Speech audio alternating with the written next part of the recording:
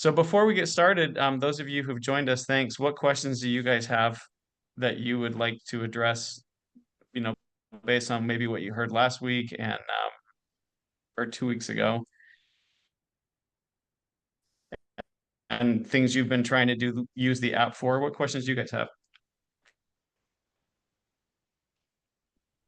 Actually, with the Medit aligners, would would you be able to do like a whole case like we do with progressive aligner? Is that the goal? Yep. You Yep, you can. can do a So full case. Sylvia, so a couple ideas behind this is progressive aligners you use in a designer, in your packages, an unlimited or a 30 or a 20. So you got these packages, and it's kind of the traditional way of doing things. Medit aligners, what we're doing with Medit aligners is kind of the new way of doing aligners where we think it's going, where you can buy per aligner and decide how many stages you need. So it's $18 per aligner, so $36 a stage, and you can buy them in batches. So you can say, okay, I'd like to do the first 10, scan and redo it and do the next 10, or, however you want to do it. So it does stage the full case. At the moment, there's no designers. In time, we will add designers probably by, hopefully January, but maybe as late as April. We're trying to get it done as quickly as we can. But it's built to kind of have a new way of buying it. So I'm not tied into it. So if I'm doing hybrid cases, if I'm doing, small cases, finishing, it just gives you maximum flexibility to do with it as you please. So, as I said, I'm thrilled for you to do progressive aligners. I do think Medit aligners is the future of where the industry is going to go, and I think that we're going to kind of push that direction. But I think it's just the flexibility that it gives you is really exciting. I think really interesting, and you can do big cases. We're coming out with, once we have the designers in place and some of these other things, we'll come out with unlimited cases and things like that to make it so it is more of a replacement product if you choose to go that direction. But at the moment, it is designed to be like a per aligner, go as you buy as you go in batches and not have to decide the final piece at the start. So, I mean, really the main difference there for now is the fact that there's no designer. So you can't give instructions and have somebody who's behind the scene doing it for you. And that's why we're having the study club, hopefully to help you learn how to use the tools that are there. And there will be more tools coming, and there will be designers coming if you want to choose that option. But for right now, using the tools as they are to be able to set up what you want to accomplish on these limited case types, or even a full case if you find a case that you're like, I feel like I could do this case, maybe a class one case that's mild to moderate crowding where you want to go treat everything. As long as you realize that you're the technician and the only thing that's going to happen is what you set up in there, it's not going to be some technician who's doing it for you. And there's people who love that. There's people who love being their own technician, who like using the software and the tools. And, for me with like progressive aligners or when I was using Invisalign, I was always waiting for the designer to get me the case back so I could do what I wanted with it. And it was just a necessary hurdle that I had to go through to get the designer to send me the case back. There was no way for me to set up cases myself using their software. And then once they would send it back to me, then I would use all the 3D tools to put everything where I wanted it and then rely on them to get me a new setup based on that. So, basically with this Medit aligner situation with Medit Ortho Suite, I can go in without a designer right now, set up the case exactly the way I want it to, and then it auto stages it for me. So I don't need a designer, and there are maybe more complicated cases where I might need a designer because I don't like what this software is doing and it'd be too many steps for me to try to fix it. But I haven't run into that yet. I mean, frankly, I like the way that it's staging everything. For me, the choice at this point would be, just because I'm very comfortable using the software, the choice would be at what price point, assuming that let's say I need 25 or 30 aligners to fix this case, and I might need another 15 aligners to do revision. It does come to a point where paying on a per aligner basis, if I get up into that range where I might as well pay for a progressive aligner unlimited case, then with those cases, I don't have to worry about how many revisions and whatever I end up needing. So it's a little bit of an economical question right now, since you're just with Medit aligners, you're paying per aligner stage. But, for simple cases, limited case types, and a case that would be like a class one, pretty straightforward, or a case maybe that I did brackets first to get rid of rotations and kind of level and align so that I can jump in with liners and do a much better job finishing it. I really like these hybrid cases. And what's cool about the Medit aligners is once you get things leveled and aligned and straightened up, you can go in there with aligners and finish things up without worrying about which package do I need, how many aligners am I going to need, because you can just go in and exactly buy how many you're going to need to finish. And if I need a few more, I get a few more. So that's kind of the application I see right now. So let's look at this case that Ben sent. Thanks again, Ben, for sending that. And you guys, anybody else who's here who wants to share a case next time, 2 weeks from now, we'd be happy to just have you email me as Ben did. So let me share my screen.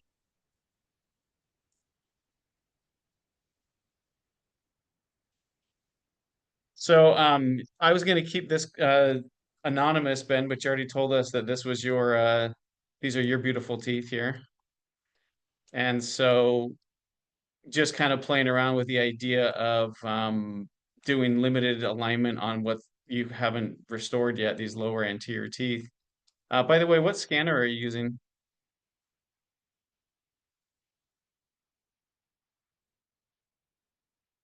Ben, do you know what scanner you're using?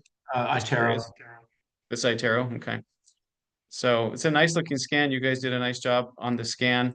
This base is kind of interesting. You obviously don't need to have the base on there, but we'll see how it kind of plays into what we do in here. So again, you would create, I've already created the patient here in Medit link, and I've already attached using this little paper clip, I've attached the STL files that you sent. And I didn't actually get the .medit MOS file that you had set up, so I'm just going to do it new for everybody. And I think everybody probably wants to see that anyway. So we start by opening the Medit Ortho Suite app.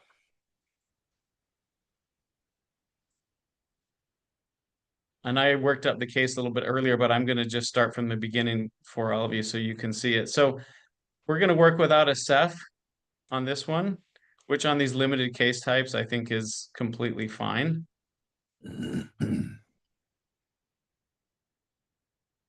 So we don't need to trim anything. You know, if there was a reason why this base, if when I got in there, I've had some bases that come in that are really tall from other scanners, and they actually do cause a problem when I go try to use them in the software.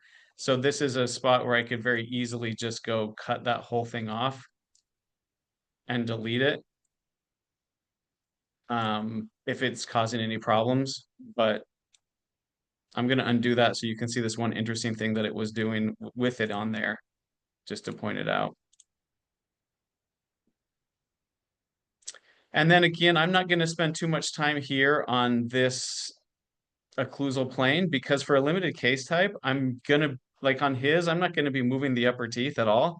And I'm going to be returning all the lower anterior teeth from 3 to 3 back to their original position. So this particular part of it is just, you know, I have to jump through this to get to my simulation. So I'm just going to leave it exactly how it came in. It is very important here, the defining each tooth. This is an important step for every case type. So here you can see that there's a little bit of work to do. I have the 8, it's tried to find an 8 and it has it spilled all over the place here. So I'm just going to delete that tooth altogether by clicking on the number and then removing all of its identification with this little all button down here. And then I noticed this little stripe going down. So it would actually treat, if I didn't notice that, something weird would be happening in the simulation. It's because it's for some reason identifying this whole corner as part of that tooth. So you can imagine when it tries to move that tooth around, it's going to be dealing with a very strange shape to the tooth. So I'm going to click the number 27 and edit this by taking my little erasing brush and just erasing all the way down that.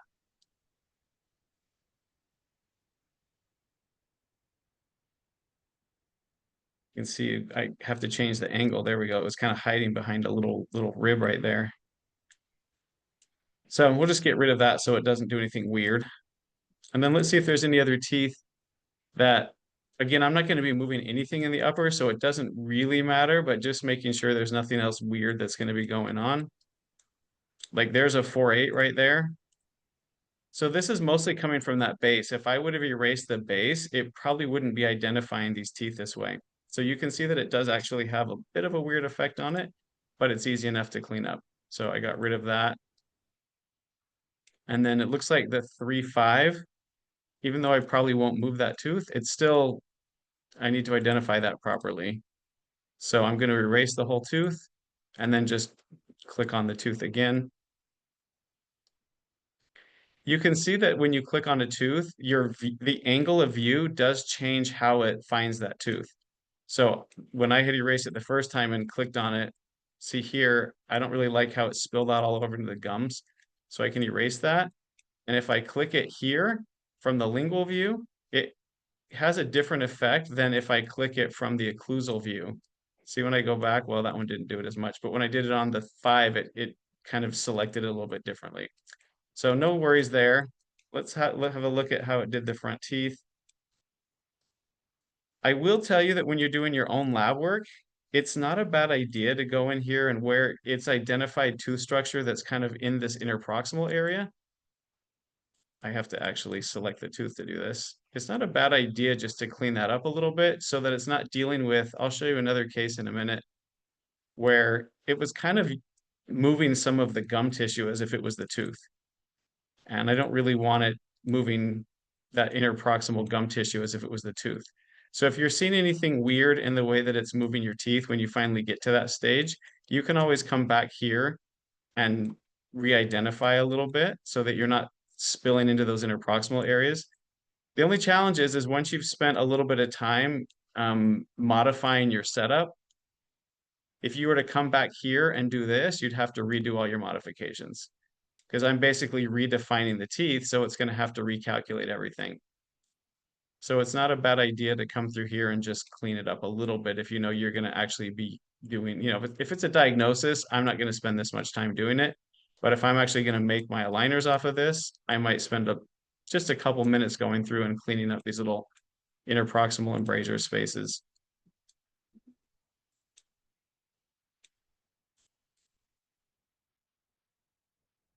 All right, so everything is well identified. Let's go ahead and move on to the next stage. Any questions on this particular part of the process? The tooth Any- for 5 will have any issues if you don't color the whole tooth, or it's fine like that? Yeah, if I was going to be moving all the teeth, I probably would have come in and just really quickly click that. Doesn't hurt to do it, but since I don't plan on moving that tooth, it's not as big of an issue. So it really, if you're going to be moving all the teeth, I would suggest, yeah, make sure you go through and click everything. It just gives it more information, but you really don't want it spilling down over onto the gum tissue. And you'll see it when I show you another case in a minute where it just wants to move part of the model that's not actually tooth. So you want to keep it on tooth.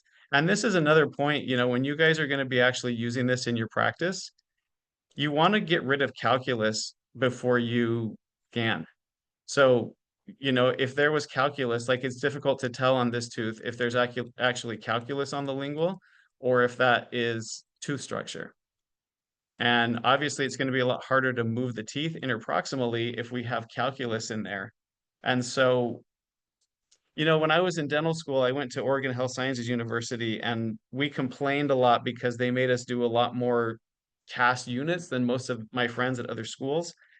I don't remember. I think we had 30 or 40 gold restorations that we had to cast as part of our requirement to graduate. And then we had to cast a bunch of PFMs, even though we only stacked porcelain on one crown. But we spent a lot of really late nights in the lab doing lab work, being our own lab technicians. And, that was back in the day when we didn't have cell phones and we wore a pager. And I mean, I spent so many late nights there that my wife would actually page me at 2 in the morning or 1 in the morning. So I would go call her.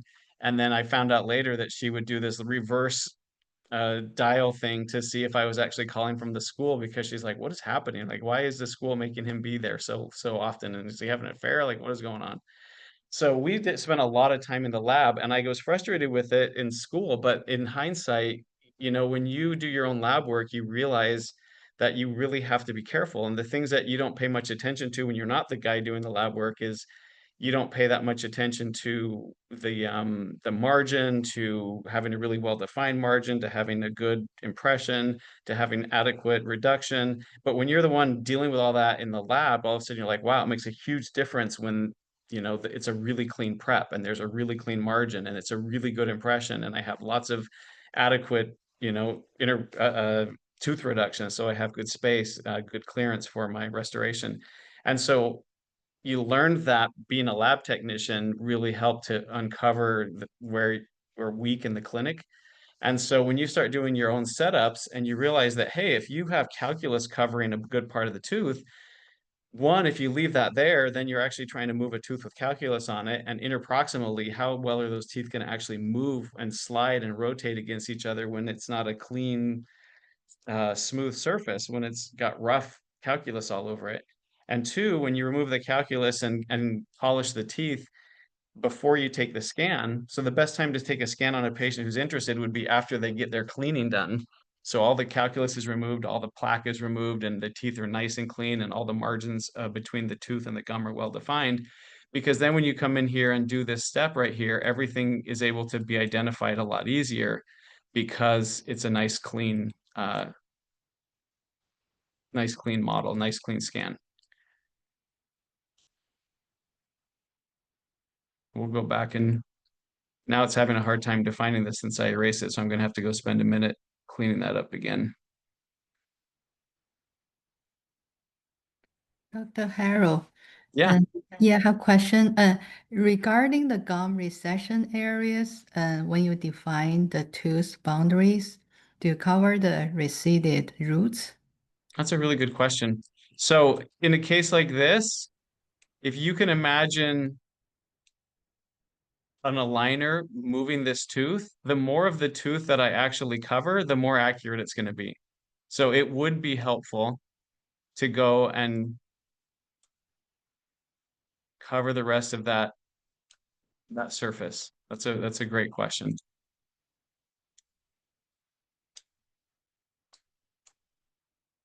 Now, at the moment, if you order Medit aligners, they come with a straight trim line. Oops, that was not what I wanted to do. And so it is more important when you have a straight trim line that you include as much data down along the gum line as possible, because your aligner is going to come all the way onto the gum, you know, well beyond the gingival margins of the teeth. Down the road, they'll probably have an option for us to choose scalloped or straight. And scalloped is a little bit more flexible, a little bit more comfortable for the patient, but it also, you know, may not move the teeth as efficiently as something that is straight, less flexible, and covers more of the teeth. So if you had a scalloped, you may not want that scallop to come all the way down here, and it may be okay to just let it scallop a little bit higher, not get down onto that recession. But if it's going to be the straight trim line, which it is right now, then it is more important to get down onto that recession area, because it needs to treat that whole tooth. You know, it can't just move the upper part and leave that alone, or then the aligners won't fit as well. So that's a good question. I'm glad you brought that up. All right, so let me see what we're doing here.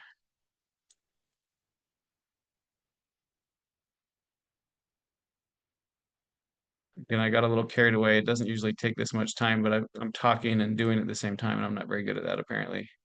All right, so let's go ahead on to the next step.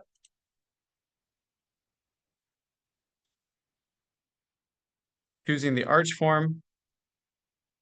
This is a lot more critical in cases where I plan on treating everything. This would be a little bit constricted. So if I choose the medium ovoid, it's going to constrict the mandible a little bit, and that's going to give us more advancement of the incisors. If I go a size up, say a non-extract ovoid 2, this is a little bit expanded, just a little bit, not a lot. That might be a better fit. So it doesn't really matter in this case because I'm not going to be moving the uppers at all, but you can see that if I went with the same one in the upper, that would be a little bit expanded. So I'm going to go ahead and choose this one. It's not really going to matter because it's not going to actually come into play with what I'm going to end up doing with the case, because I'm just going to set all the teeth back to their original positions. But for illustration purposes, let's just go ahead and say that this is probably the best fit for the mandible, to not expand it. and just kind of maintain it. And then we'll pick the same coordinating one in the upper. And then on the bite, it's got it set as a class 3, but that looks class 1 to me. So that should be, that mesiobuccal cusp tip should be a little bit more forward. And if I move this to where it's not 1, it's somewhere between a -1 and a +1. So here this sets it at a class 1, or I could have just clicked class 1 and skipped moving the little dots. I could have just forced it to class 1. So now we're going to get our simulations. And again, we're going to get the full set of simulations, assuming that we're going to do full treatment. And I already know I'm not, so I'm not going to spend a lot of time going through looking at all the different treatment options. There might be one option, which I'll start with, just for illustration purposes, that might work in this case. And that would be either upper and lower 1-to-1. I know I'm not going to straighten the uppers. I'll definitely set those back when we get onto the next page. But maybe just to get the lower straightened for me would be helpful. And it doesn't look like there's a lot of overjet. So maybe we would want a little IPR in the lower in order to get this much crowding. Well, it's over here to get that much crowding aligned. So if I go back and look at the original, well, there actually is a little bit more overjet here. When I zoom in and look at the original, there actually is a little bit of overjet. So maybe we'd want to see what it would look like with no lower IPR. So why don't we just pick limited anterior only. And it's still moving. Do you see how it set all of the posterior teeth back? Because when it first comes in with the 1.1 simulation, it's using the arch form that I picked, which was a little bit expanded in the upper. And when I say limited, it's going to leave all the posterior teeth alone and only straighten the front teeth. So limited upper and lower, it actually looks like there's a possibility that we might have the decent amount of overjet to play with. But I could also choose this limited anterior only that does IPR in just the lower arch and see what that one would look like.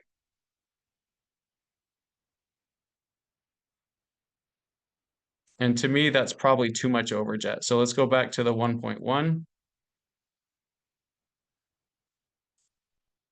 And then let's go on to aligners. So if I wasn't talking, I would get to this step in about 2 minutes.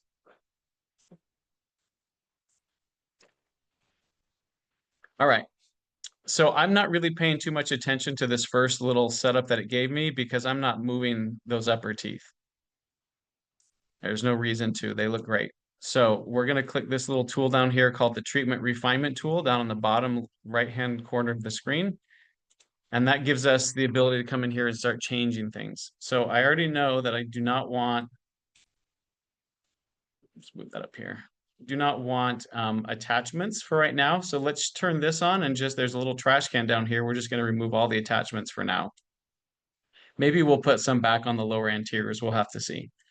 And then the other thing I'm going to do is go to the tooth movement right here, move teeth. And in the upper, now whenever I click away from the model, just anywhere on the screen, if I click, it toggles back and forth between start and final. And that's really helpful so I can see what's moving and how much it's moving. I don't want the uppers to move. So I'm just going to click on, and I'm going to hold control, and I'm going to click on each one of these. And I'm going to set these. When I do a little right click, it gives me the chance to set it back to initial position.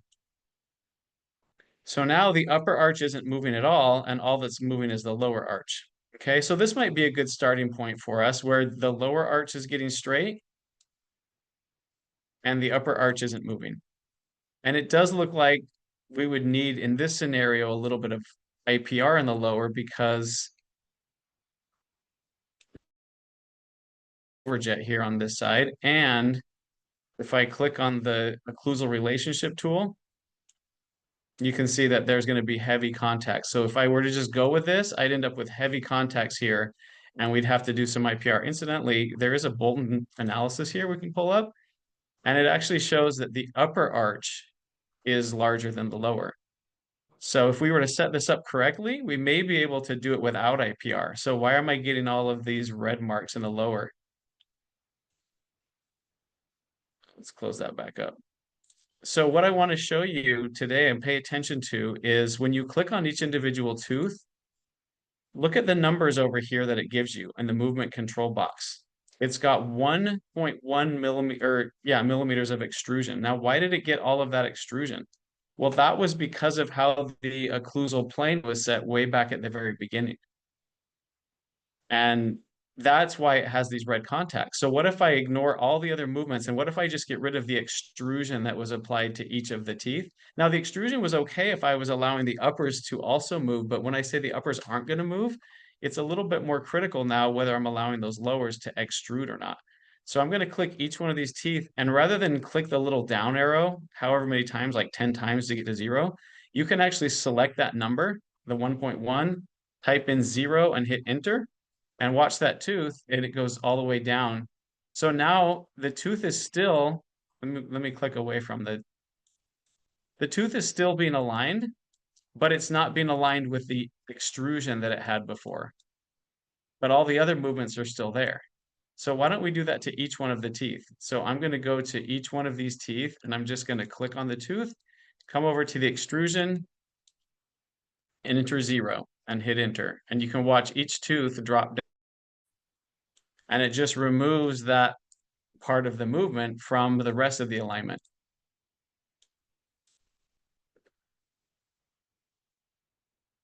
So that's how much of the movement was just extrusion. And I want the teeth to get aligned, but I don't necessarily need them to be extruded from their start position. Okay, so now all of a sudden you look at the case and you go, here's the alignment that was automatically done for me. I haven't done any adjustments yet, minus the extrusion that came from where that occlusal plane was set, that very early stage. Okay, so this is that's the start, that's the finish. Well, I don't like the way that it finished. If that's the finish, I definitely need to do some work here. Okay.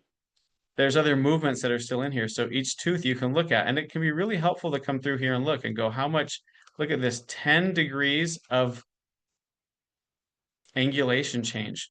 You know, that's kind of a lot. That's a lot. That's asking the root apex to move 10 degrees. And so on these limited case types, with the exception of rotation, you might want to look at and say, hey, you know, could I get away with less than 10? Because when you start moving the root apex, if you don't need that much, that's just the part of it that's not all that predictable. So I could dial that down, say to like 0, and let's get rid of this IPR that was created in the space. And then you could look at the tooth and say, you know, it's still getting aligned, but now instead of having an angulation change and an extrusion change, it's just more of a rotation movement. So large numbers on limited case types may be what you want, but also may make the case more challenging. So you see how this one, how that root apex looks like it's going from this more distal position to a more mesial position. Let's see what happens if I take that and put it at 0. And then I'm going to get rid of the space and the IPR. And then you can look at it and go, well, I can see why maybe some of that angulation change was helping, because without the angulation change, I have this big space right here.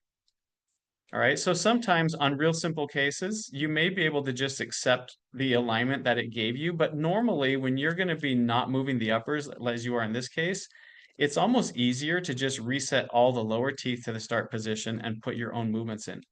So I could continue to mess around with the numbers and with the movements and to get this what I want, but let's take a different approach here. We've already set the uppers to where they're not moving at all. So I'm now going to do the same thing. I'm going to select all the lowers. Didn't mean to do that. Sometimes when you double click, it thinks you want to zoom in. So if I double click, it zooms in, and I have to double click again to zoom back out. So I've selected all these lower teeth, and I'm just going to right click and say back to initial position. Okay, now nothing is moving. So the upper is not moving, the lower is not moving. Anything that happens from here is going to be me doing it manually. And by doing it manually, sometimes that will result in the most predictable aligner if you're doing these limited treatments, because I'm only putting in certain movements and I'm limiting all the other movements. So the fewer movements that we can put in, like if you could fix the case with just buccal crown tipping, that would be the most predictable. but there's definitely some rotated teeth here that are getting more than just crown tipping. So if I'm looking for predictability, I don't want to move the root apex. I want to just move the crowns. And you have control of that over here with this movement control thing. I can move teeth through the center of resistance or using the crown as the rotational axis, or I can use the apex. If I set it at the apex, now whatever I do is going to make it so that the root apex doesn't move and all that I'm moving is the crown, which will be the most predictable if I want to just limit treatment and see how quickly can I get this done with the fewest number of aligners. Okay, so when I looked at this originally, it looked like we needed these two central incisors to come out quite a bit to fill in this overjet problem that we have here. So I can come down here and I can pick these two teeth. I can actually click on both of them. And I can choose translation buccal lingual, and I can just move them. And now I've made it so that the only movement that I'm getting is buccal lingual movement. Do you see the numbers over here? The only movement that I'm getting is buccal lingual. There's no mesial distal, there's no angulation change. And so this allows me to kind of limit my movements and go, how far out do I want to move that? Like, what position does it look like I'm in the right spot for the overjet that I want? Okay, and if I go, okay, well, that's the position that I would want to move that lower into. Now I can come down and say, all right, so let's kind of use this tooth now as my, this is how far forward I want the teeth to come. Now, how would I straighten the rest of the teeth from this point? Well, this tooth definitely needs rotation. So I'm going to click on rotation so that I can limit to just rotation on that tooth. And then there's this free move up here. And if I click the free move, I can actually grab that tooth and just kind of, now that I rotated it, just kind of position it where I want it relative to the other teeth. But do you see how many different numbers came into play when I did that? You lose a lot of the control of all these different numbers when you do that, which is okay as long as those numbers stay small. But sometimes they don't. Sometimes they get big. So you can go, I can go and do that movement. And I could say all I want is I just want translation mesial or buccal lingual. And I just want to move the tooth out. You see how that limits to just buccal lingual movement? And then I can go and limit to just mesial distal movement. So you have this one that's kind of a free control where I can move teeth, just put them where I want them. Or I go tooth by tooth and just pick out the individual tooth movements that I want. So I'm going to go back over to this free control for a minute and just move some teeth around. That one I want rotation. So I'm just going to separate it out and only pick rotation. By the way, I did have this set at the apex. When I'm doing rotation, I actually don't want it at the apex. That's the only one where I don't want it at the apex, because look at how strange the rotation is when you have it at the apex. All the other movements, I like it at the apex, but this one I like to put it back to the center of rotation, because look at the rotation here, or you can even set it at the crown and it looks like that. So that's how those tools change the way that the tooth moves, is it's fixing the rotational point either at the crown level or the center of resistance or at the apex level. Collins, Yeah. on that tooth, I had to go back and change the long axis, the way that the computer selected the long axis to get rid of what it was doing with all of the root tipping. When do you decide that you need to do that versus just doing what you're doing here manually? That's a great question. I'm going to bail out of here because now the minute I go back, but I want to, it's a good question, so I'm going to go demonstrate it. And it's not like I've done any great amount of work yet on this, so I'm just going to lose it. Now that you guys know, the minute I go back and do something else, I lose all the stuff I just did. But if I go back to the simulation, see, it warns me I'm going to lose all that, and that's okay. But it's a great question. So if you come back here and you say, hey, I want to play with this tool right here. So say I think that maybe one of these teeth, it didn't identify properly, and I want to change it here. I'll do that if I see a tooth that's really badly positioned so that it shows up correctly in all of the different simulations. But to be honest with you, I don't spend a lot of time with this particular tool unless there's a tooth that's really out of position, or it's a tooth that is kind of throwing off the simulation, or I just want to clean it up so it looks good when I'm looking at the different treatment options. But for me, it's more intuitive to move the teeth with the tool I was just using compared to this one. You know, so this one, if you like this tool and you see things that you want to clean up, you can do it ahead of time. But in this case, I kind of knew from the beginning that I was going to be returning all these teeth probably to their original positions. So any time that I spend here changing these things are not going to have any effect later on, because if I'm going to put all the teeth back to their original positions, which we do a lot in these limited case types, then making the changes here are an absolute meaningless use of my time, because if I set them all back to their original position and make my own movements, however it determined its long axis makes no difference. Okay, Does that make sense? yeah, that makes perfect sense, because I spent a tremendous amount of time fixing all of these angles because I couldn't get the results I wanted. But if, like you said, if you're just moving them manually, then this is just a waste of time. And like here, this isn't correct here, but if I'm going to say limited treatment, lower 3 to 3 only, it doesn't even matter how it's identified this tooth, because I'm not going to let it move that tooth anyway. So if you knew at the beginning that you were only going to move lower 3 to 3, at the most you would only be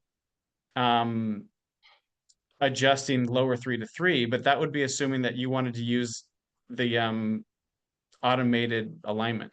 Right. So let me go back and since I erased everything anyway, let's go back and look at that occlusal table. Because remember how it put all that extrusion in? If we go back and look at the occlusal table, can you see that those incisors are below this green plane? You see that? Everything is going to be extruded up to the level of this green occlusal plane. And that's where we got all that extrusion from.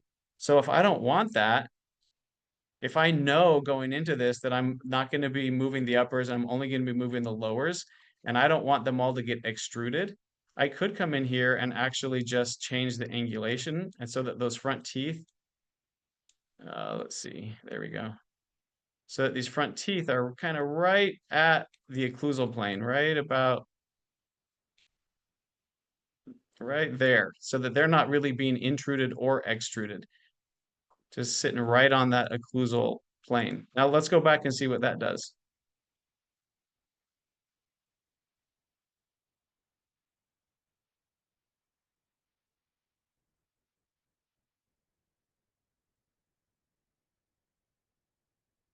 And I could have skipped all, well, no, since I went back and reset the occlusal table, you're forced to go back through all these steps. So I'm just going to say class 1.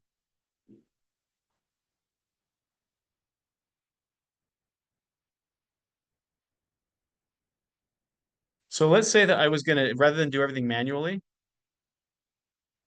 let's say that I went in here with the intention of letting the computer do the alignment for me of those lower 3 to 3.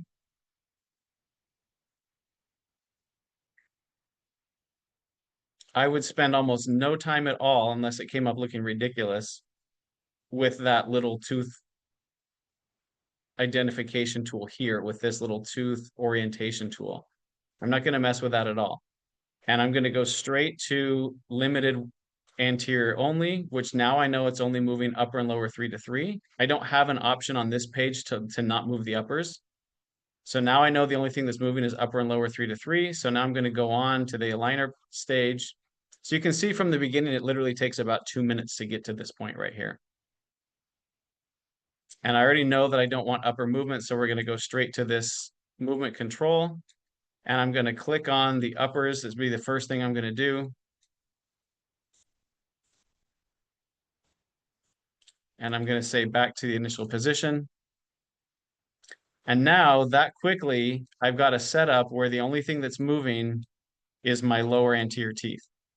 That's the fastest way to get to where I really wanted to be on this case. And if I look at the occlusal relationship, remember on the last one, it was all red. Look now. So this looks a lot better right from the beginning than what I had in the first place.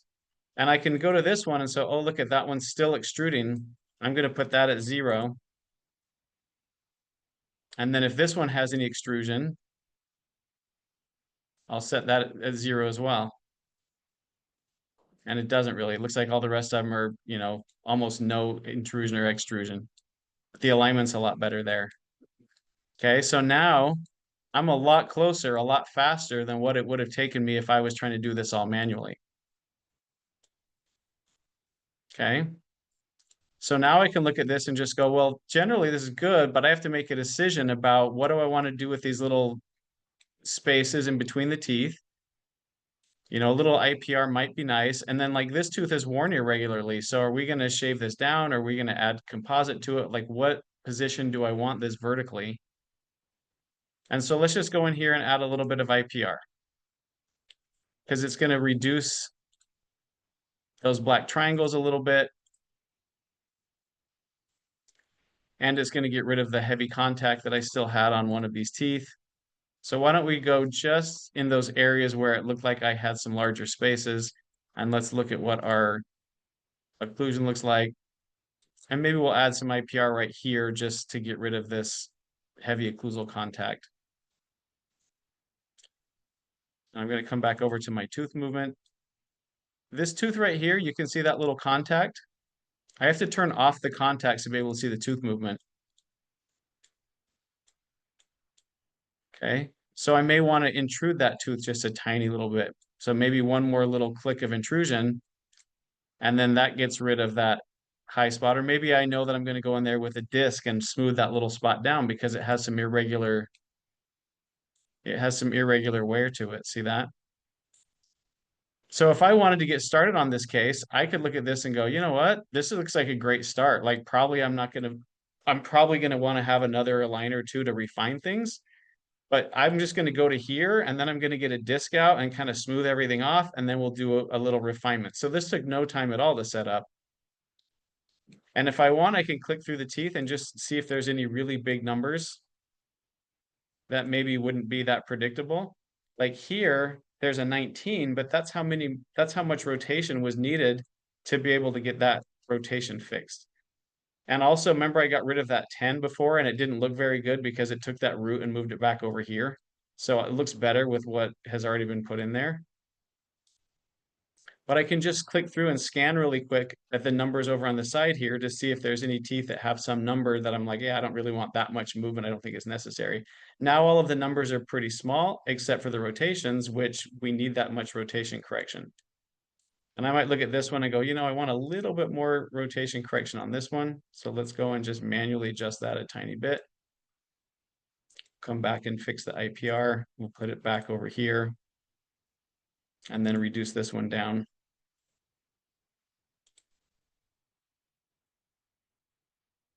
So I would be pretty done here. You know, let's go back and check the occlusion one more time. That looks like a good start to me. So if I'm happy with this and I know that I'm going to go in and do a little bit of adjusting with a disc at the end and make these nice and smooth on the top and then do a little refinement, I could go ahead and get started with this. Okay, so if I like that, I'm going to click the little check mark right here and see what we come up with. It's going to recalculate based on everything that I just did. And it's come up with 17 lower aligner stages. Let's see how it's moving those teeth. You know, when you look at the amount of crowding and rotations you have, that's not an unreasonable number of aligners to get that much crowding and rotations resolved and to do it in a way that's actually going to work. So you see how everything is getting moved out. All of the rotations are being corrected when there's no collision between the teeth. And then IPR is done and everything is brought back together. Sometimes I see things that I don't really like the way it's staged. Like maybe I don't like the way it's moving one of the teeth. And I don't really have a way to go change that except what I call kind of rolling the dice again.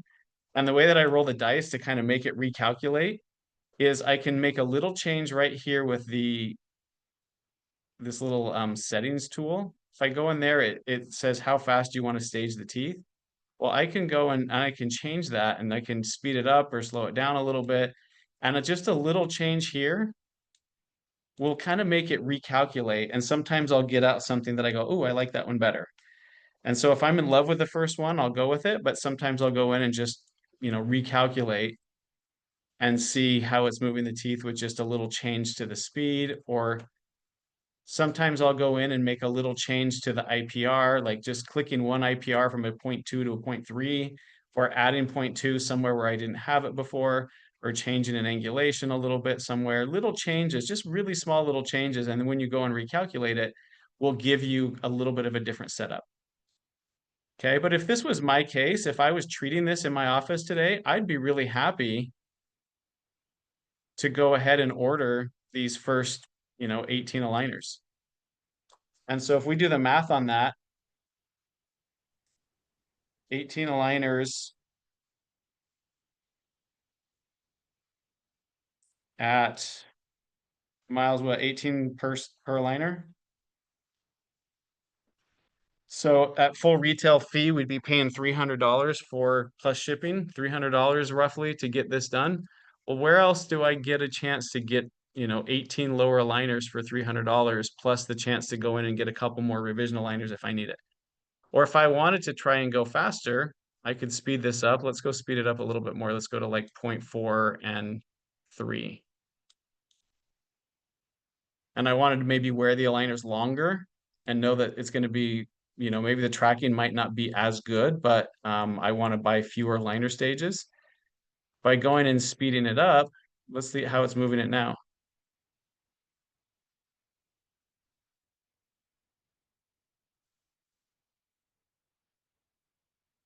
Not that bad. So maybe you go ahead and say, hey, I kind of like the way it staged it like this. Maybe I'll go ahead and order just 13 and see how we go with the 13. And then we'll plan on a few revision aligners. Are you And okay then with the round? amount of rotation that we have on some of these lower anteriors, you might decide that you want to keep the attachments. So this little toggle button for right now is not how you remove the attachments. Because if you do this little include attachments for right now, the way it's programmed, it'll still come with attachments on it. If you don't want the attachments, you actually have to go into the little tooth movement thing here, click on the attachment button, and throw them in the trash can. So I'll show you, there's all these attachments on there. When you click the trash can button, they all go away. And now if I wanted to go ahead and order this, I have two ways to do it. I click the little button on the bottom right here that says complete, and I can either order Medit aligners, which if I go that route, it says, all right, here's what you have to choose from. It's kind of like a print when you go to print a document. And if I did keep attachments, maybe let's say I kept a couple of attachments on those lower anterior teeth, to get a template, I need to choose 0. So I'm printing 0 through 13 because 0 is going to be the passive one that's going to come in thinner material so that I can actually put the templates on before the teeth start moving. But since I got rid of all the attachments, I'm just going to keep it at 1 through 13. And I don't need a maxillary one because we're not moving the maxilla. So unless you want a passive one for the upper, you can check the maxilla. And now we're just down on just these mandible. And you're going to want to click this new patient toggle because this is the first time I'm ordering for this patient. And that makes sure that it comes with a patient box, with the chewies, with the little aligner carrying case. And when we click confirm, then it goes on to, what practice are you and payment and all that stuff. So that's how that part of it would work. But if I wanted to actually print these in my practice, you could go to export files, same thing, get rid of the maxilla. There's no attachments, so I'm going to start with number 1, and I'm just going to go ahead and download. Let's cancel that. I would go ahead and download the files from there. So those are the options that I have, or you could do a combination of that. You could, let's say you wanted to put attachments on there. You could download 0 and 1 and make the template in your office and get the attachments put on and then make the first retainer or the first aligner in your office so the patient can start treatment today or tomorrow. And then the rest of them will be there by the time that they're ready for their next set of aligners. Or you just wait until you have all of them delivered. So there's a lot of flexibility here and a lot of different choices and options. So what questions do you guys have based on what you saw here in this little case that we just did together? Were you okay with the round tripping on this case? Me personally, yes. If it was me, I would say yes. And the reason why is because if you were to put on braces, Ben, how are those teeth Yeah. going to get straight? If you were to bracket lower 4 to 4, how would those teeth get straight? Advance. They would advance. So there's no question. And then you could do IPR and retract them, but I don't think that you would, if you walked in here and said, "Hey, I want to straighten my lower front teeth," and I said, "Cool, we're going to put bracket lower 4 to 4," you wouldn't say anything about it. You'd just be like, "Okay, great, let's do that." But somehow, because it's aligners, we think that it's done differently. And so, Would you expect to get some incisal interference during that phase of yes, advancement? yes, yeah. In fact, you can turn on the occlusion and you can see that you're going to have some interferences at certain stages. Okay. And that's just the reality. It's the same thing with braces. That's why when we have our braces on, every day is a different bite, and you're like, yeah, some days I'm hitting here, some days I'm hitting there. And you just go, that's your bite until we get all the way through treatment. And fortunately, since you have an aligner in, it's not really that big of a deal. But just like with braces, there's going to be days where you take your aligners out to eat and you're going to be hitting teeth that you weren't hitting yesterday. And that's just the reality of getting our teeth straight. The other option would be, which I'm not a fan of, is, some aligner companies, if you told them that you didn't want any round tripping, they would come in and do IPR on all these teeth. But if you're doing IPR before they're straight, how are you actually getting rid of the correct surface of the tooth? So, you have a couple choices with the way Medit is right now. You could do the IPR before you take the scan. So if you're like, no, I really do want to go in here and slenderize these teeth, and I'm very careful, and I'm going to make sure I'm only taking it from the true contact area, you can go do all that work and then scan, and then just make sure that you make a clear retainer in your office to hold the teeth so they don't shift around now that you've created space until you get your aligners. Or you go ahead and start, make your first couple in your practice, and then you're starting right away. So you can basically do your own IPR before you start the case, which frankly is really effective, because right now the computer it can't see in between your teeth. So when it goes and does the staging, anywhere that there's interproximal, it's basically created that digitally. It's created that, but that surface doesn't really exist because initially it couldn't see in between your teeth. So when we pull them apart, it's just inventing what it actually looks like between those teeth. And one of the reasons why this staging is going to work well is because you can see that it's putting visible space between the teeth. That's what's required to make sure that the little, made up part of the tooth that the computer made up is not banging against each other. That's a lot of the reason why, when I'm teaching aligner classes, I usually tell everybody that one of the best things I can do to help their aligner cases go well is to tell them to constantly use interproximal strips between the teeth, even if there's no IPR indicated. I go, from day one, I want you to go with a super fine diamond strip, and I want you to go between all of the contacts of these lower anterior teeth, and I want you to get them smooth and very light so that they're almost, it's not a broken contact, but it's a very light contact. And by doing that, you're getting rid of the little micro collisions that are happening between the teeth, because it's all just computer generated tooth surfaces in between. But if you were to go do your own IPR before you start the case, so let's say that you went in there before you took the scan and you actually got in between the teeth and you reduce the width of the teeth in the correct part of the tooth where it's actually the true contact. So you'd have to get this part of the tooth, and then you'd have to get that part of this tooth, and then you scan. Well, now you'd be able to actually see in between those teeth, and you'd be dealing with the actual tooth surfaces rather than a computer generated interproximal surface. But that's the reality of how every single aligner company works, is these interproximal surfaces are computer generated. So if they allow them to slide against each other, there's collisions happening that are keeping your teeth from actually tracking. Whereas the programming here is saying there has to be space. You see the space between each one of these teeth. If I look from the right angle, there's space everywhere. That space must be created before the teeth start rotating in order to avoid the collision that normally would happen when we allow the computer to generate that interproximal surface. So this round tripping is what's making these aligners effective, is because it's making sure that those move out far enough to be able to avoid collision. And you know it's not actually bodily moving those teeth forward. The only thing that the aligner is able to do really is to tip those crowns forward. So it really is just like putting braces on. It's just like having a round night tie wire in there and you're just tipping the crowns of the teeth forward. You're getting all the rotations fixed and then you're bringing them back. And so if you had somebody who was, already had perio disease, already had some recession, you were really worried about it, then it's better to do that IPR before you go in and actually start treatment. So if you went in and cleaned everything up, did your own IPR, made a clear overlay retainer and held that, or just make I don't know if you have the capabilities of printing in your office, 3D printing, but you could actually print your very first aligner and just get started on it right away.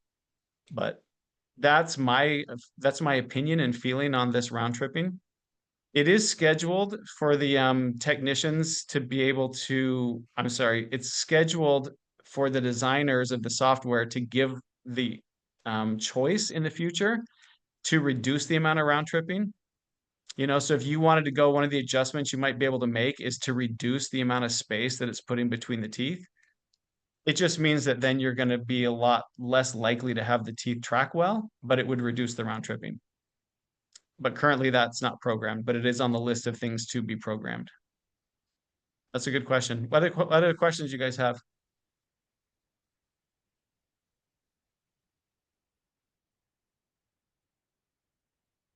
I think you've done a wonderful job of like figuring this whole thing out. I'm having a lot of fun with it, Don. That's for sure. I've been working those things, and you came up with a whole bunch of things that I didn't even think of. So I think it's wonderful. Let me show you guys one thing very quickly before we close up.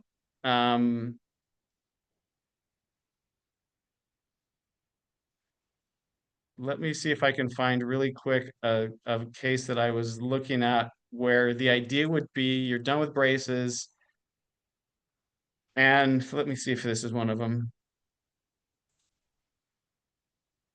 You're done with braces and you just want to reposition a couple of teeth. So let's just pick this one right here. I'm not sure if this was the one I wanted to do, but let's just do this one. And let me show you how quickly you could make a retainer that would reposition a couple little things that you didn't have perfect, and you wouldn't even need multiple aligners.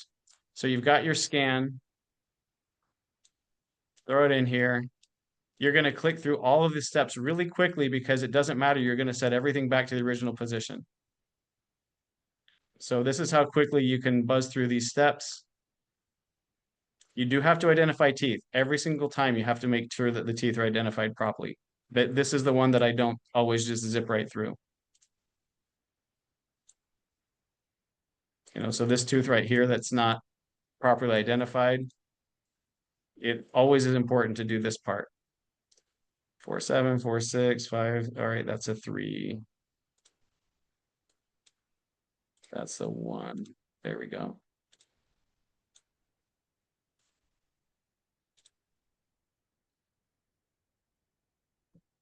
I'm not going to move the upper teeth, so I'm going to ignore the fact that those are spilt over on the upper. I'm just going to move a couple on the lower.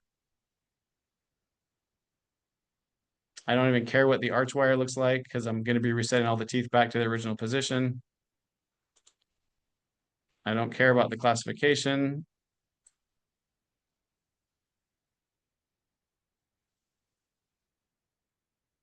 I still have to let it do all the simulations.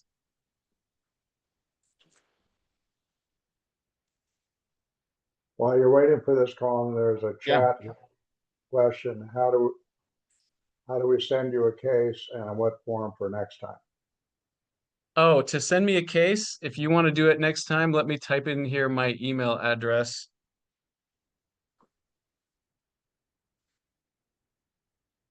Hang on, it's a new email address. Let me make sure I give it to you correctly.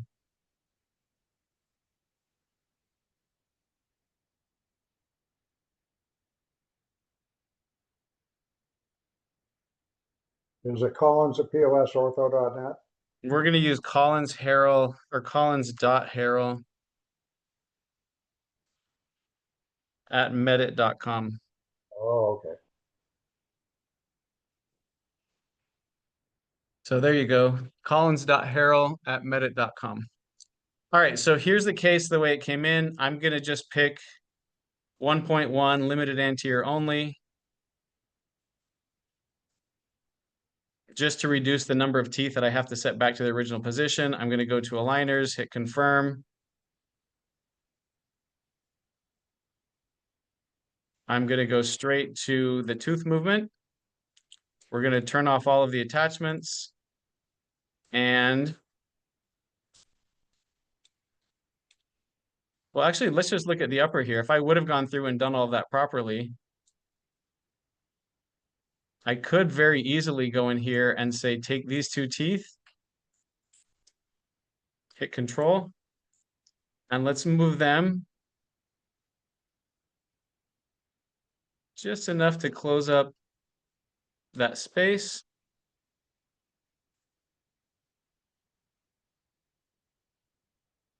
Okay, so now there shouldn't be a space there. I don't know why it's still showing me a space, so I have to get that closer. Yeah, I told you I was only to the lower, but you can see I can move teeth around pretty easily in here. And then we can close that up. Oh, I'd have to go. I didn't go in and paint that one correctly because I told you guys I was only gonna look at the lower. So let me follow what I told you I was gonna do. So let's say that all I want to do in here is just give this patient a retainer with that little rotation, and that little rotation improved a little bit. I don't want to do any aligners. I'm just going to come in here and I'm going to go that. And this one, whoops, zoomed in, didn't mean to. This one, we're going to go like that. And maybe we tip this one out just a teeny little bit. Oh, we didn't set these back in the original position, did I? I got to set them back in the original position. Back to initial position. Here's what the patient has right there. So what I need to do is exactly what I was thinking in the upper. I need to close that space up. And then reposition this one little rotation.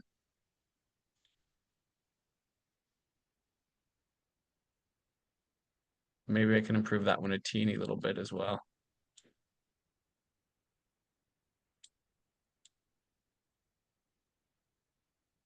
So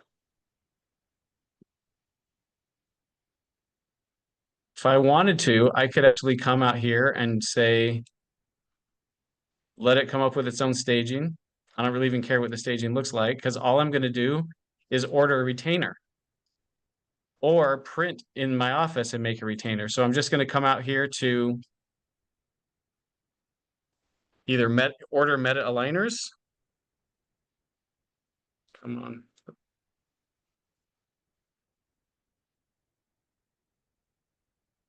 So I'm either going to come to order Medit aligners, and all I'm going to do is order the very last stage. So 14 to 14.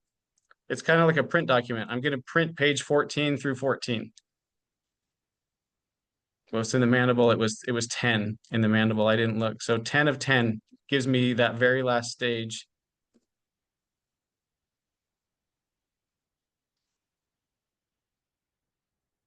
And I can turn off the maxilla, and this way I'm ordering just a retainer for the lower.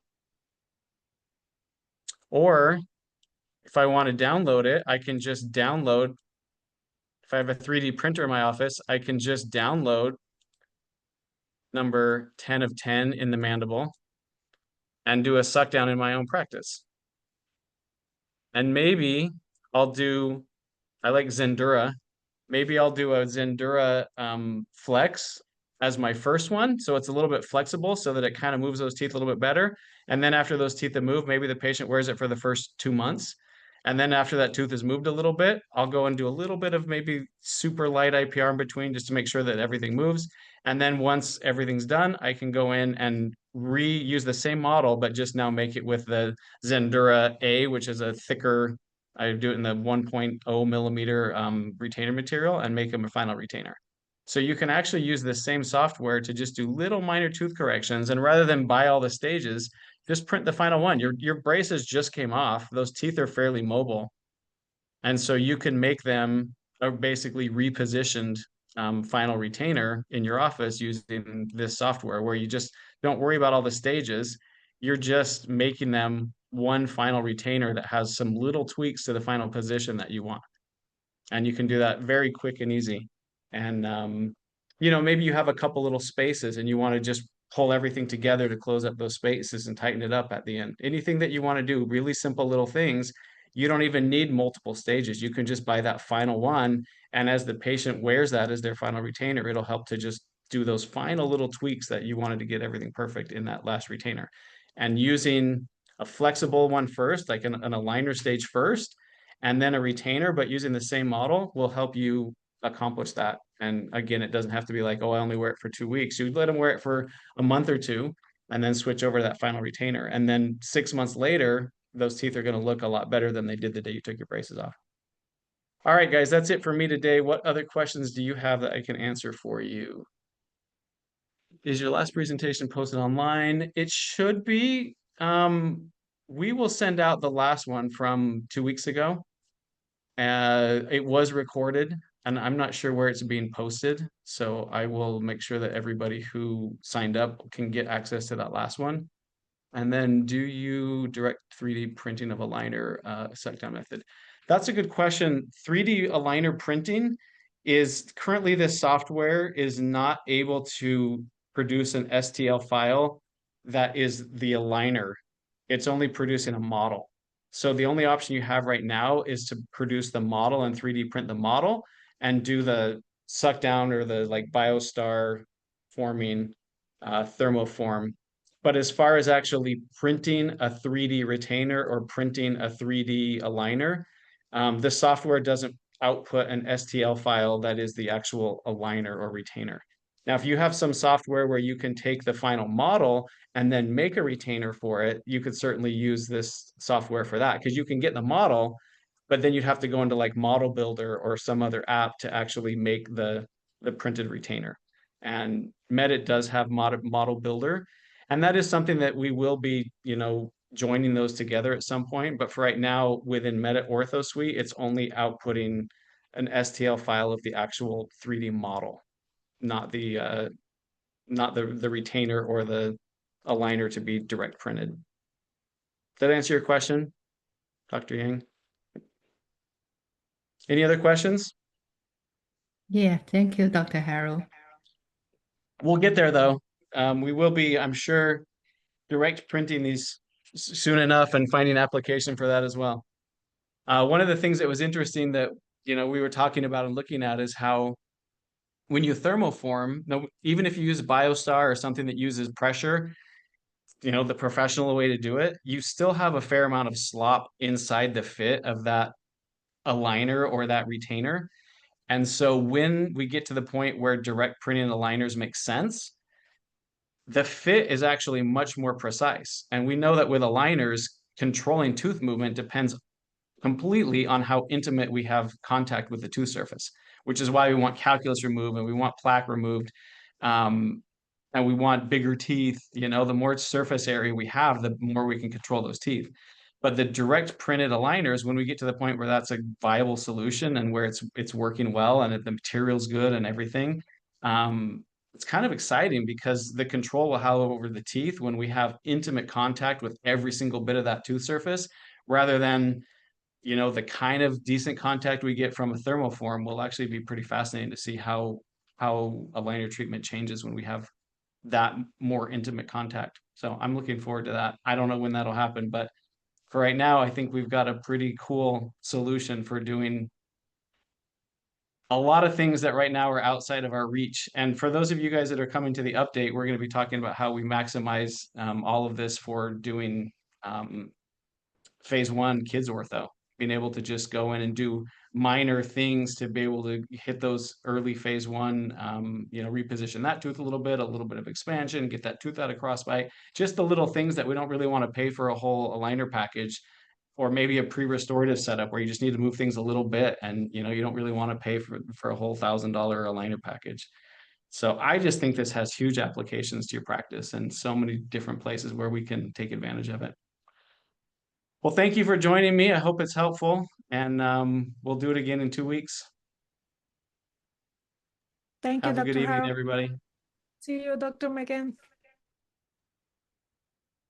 See you, thanks. I think there was a question they were asking about training videos from Medit. I think there are some that were just sent. Yeah, to Dr. Ibrahim, there are training videos. There's Medit has a Medit aligner website, which I haven't been on enough to actually remember what the handle is. See if I can find it really quick.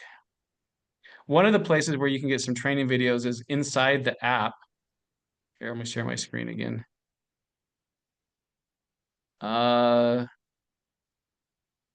When you go here to the little menu on the Mac, it's on the other side. There's a user guide that's really helpful. Like this manual actually has all of the different steps on every different page. You might find that there's things on there that you didn't realize that you didn't know. But there's also a tutorial page, and that takes you to an area where we have some training videos. So this is kind of probably the easiest way to get to the training videos is through the app. But let's see what the Medit aligner, Medit ortho.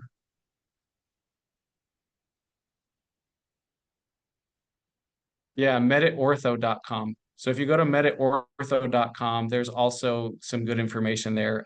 There's a page on Medit aligners, some information there. There are some videos on here. I'd have to go through it all and see, but I think you're going to find probably most of the videos on this other by, clicking through the app into this academy, the Medit Academy. So go check that out. Any other questions? Cool. All right. Thanks, guys. Nice hanging out with you. Thanks, Don. I sure appreciate you joining us. Thanks for sending that case in, Ben. That was fun to play around with. If you want, Ben, I can send you the version that I cleaned up if you're interested in it. Yeah, I am. Okay. When I get in tomorrow, I'll email that to you. All right. Thanks a lot. Cool. All right. See you guys. Talk to you next time. Thank you.